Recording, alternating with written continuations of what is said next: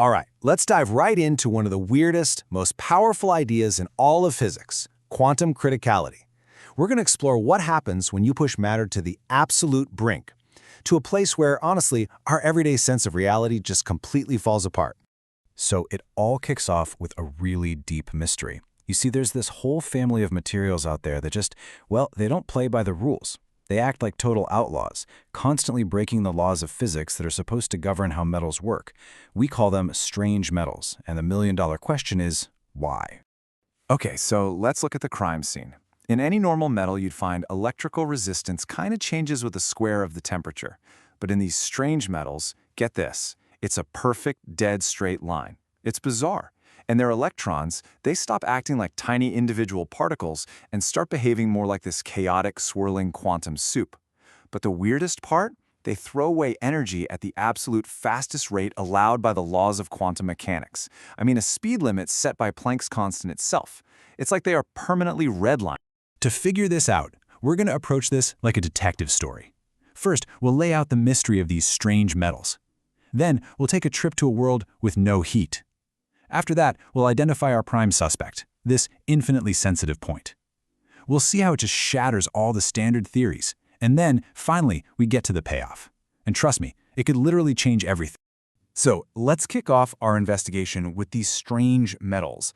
This is a puzzle that has physicists all over the globe totally fascinated and, to be honest, completely stumped. Now, check this out.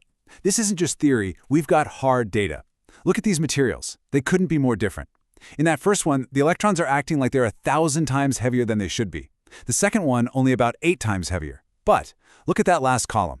That number basically measures how fast they're shedding energy. And for all of them, it's almost exactly 1. This right here, this is the smoking gun. This strange behavior isn't some random quirk. It's pointing to some kind of universal law of nature that we just don't understand yet. So how on earth do you get such different materials to behave in the exact same way? Well, the clue isn't in the material itself, it's in the conditions we put it under. To get it, we have to go somewhere extremely, extremely cold. A world with no heat, absolute zero. Because down there, the classical rules just fade away, and the weirdness of quantum mechanics completely takes over. You know, think about ice melting. We all get that. It's a thermal transition. You add heat and it turns to water. Simple. But a quantum phase transition, that's a whole different beast. It happens at absolute zero, so you can't add heat. Instead, you tune some other knob, like you crank up the pressure, or you apply a magnetic field. And when you do that, you awaken these powerful quantum jitters, these fluctuations that can totally transform the material, turning something like an insulator into a superfluid. And this brings us right to our prime suspect, the source of all this weirdness.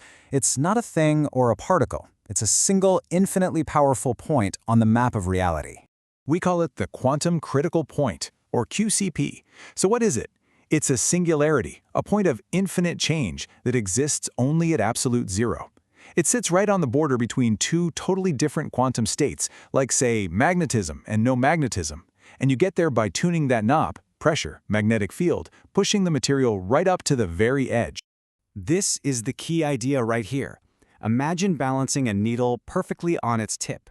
That's what matter is like at the quantum critical point. It's balanced on a knife's edge. The tiniest, slightest nudge, the smallest change in pressure, can cause a massive, system-wide avalanche of change. It's like the material itself is listening to the universe with infinite sensitivity. Okay, so what is this infinitely sensitive point actually doing? To understand its modus operandi, how it works, we first have to see how it just completely demolishes the standard theories of physics. You see, for decades, the standard theory for this stuff, the Hertz-Millis theory, was pretty straightforward. It basically said, look, if you want to understand the system, just focus on the big magnetic waves. You can pretty much ignore the individual electrons, just treat them like a boring, uniform background. And for a lot of things, this worked. It predicted these transitions should be pretty simple and clean. But when physicists applied this theory to the strange metals, it didn't just fail. It failed spectacularly. It was a complete disaster. It couldn't explain anything. That core assumption that the electrons were just boring bystanders was dead wrong. So here's a perfect example of a puzzle that just broke the old models. A material can have its electron spins arranged in two totally different ways. On the left, you've got a magnetic checkerboard pattern. On the right, they're paired up in these little bonds. These two patterns have nothing in common. They're like trying to compare a checkerboard to a brick wall. And according to the old rules of physics, you shouldn't be able to just smoothly transition from one to the other. It should be impossible. Which brings us to the question, how is it possible? How can a material just morph between two states that have completely different symmetries and have nothing in common? Well, the answer is radical. A new theory came along that said, what if the electron's spin isn't fundamental? What if it's actually made of two smaller, more basic pieces? Think of it like a Lego brick that's actually made of two even smaller Legos. They called these hypothetical pieces spin-ons. And these spin-ons are the hidden fundamental building blocks of both of those patterns we saw. And here is the punchline. The transition isn't actually happening between those two big patterns we see on the surface. The real action is happening to the spin-ons underneath. Right at the quantum critical point, the forces holding them together inside the electron just break, and the spin-ons are set free. They become deconfined. The whole system transforms not by switching patterns, but by liberating its most fundamental particles. And it's not just about magnetism. In other materials, the electrons themselves can undergo this radical change. So there's this thing called the Kondo effect, where a cloud of electrons works together to screen or hide tiny magnetic moments. But right at the quantum critical point, that entire screening effect can just suddenly collapse. The electrons fundamentally change who they are, which proves, once again, that the biggest mistake of the old theories was ignoring the electron. Okay, so we've got this infinitely sensitive point where particles get set free and our theories just crumble. But so what? Why should we really care? Because this bizarre, chaotic quantum state seems to be the secret ingredient for the holy grail of material science, high-temperature superconductivity. Here's the crucial insight. All those violent, intense quantum jitters that are happening right at the critical point, they act like an incredibly powerful glue. They can actually grab electrons, which normally hate each other and repel, and slam them together into pairs. And these Cooper pairs are the magic behind all superconductivity. They're what lets electricity flow at absolutely zero resistance. But wait a minute. That creates a paradox, right? If this amazing quantum critical glue is strongest right at the QCP, why don't we see the best superconductivity exactly at that point? Why does it always form this dome shape on the phase diagrams? And the answer, it turns out, is a beautiful, delicate balance. Right at the QCP, the glue is absolutely at its strongest, but the system is also at its most chaotic. The electrons are getting scattered around so violently that they can't form stable, coherent pairs. So the peak of that superconducting dome, that's the sweet spot.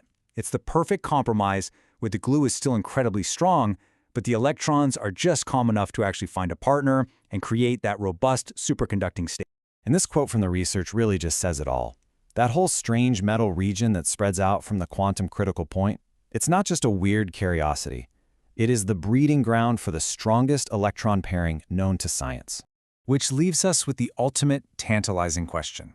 All this amazing physics, this infinite sensitivity, this powerful pairing glue, it only exists today at crazy low temperatures and insane pressures.